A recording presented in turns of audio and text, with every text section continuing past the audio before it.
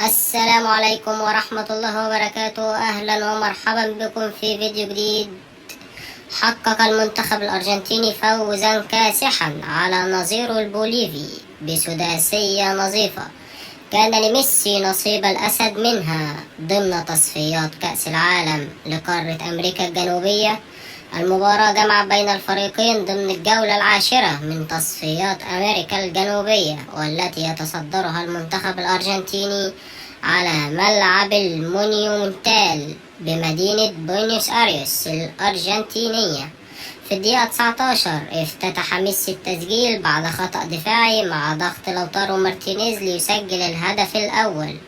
وقبل نهاية الشوط الأول استلم ميسي تمريرة ألفاريز وانفرد بالمرمى، ولكنه أظهر إنكار الذات رائع في تمريرة الكرة لراوتارو مارتينيز ليسجل مهاجم الإنتر أمام الشباك الخالية. أرضية قبيحة، رد فعل غاضب من ميسي بعد تعادل الأرجنتين مع فنزويلا. البعض توقع نهاية الشوط بهذه النتيجة، ولكن في الوقت بدل الضائع سجل جوليان ألفاريز الهدف الثالث.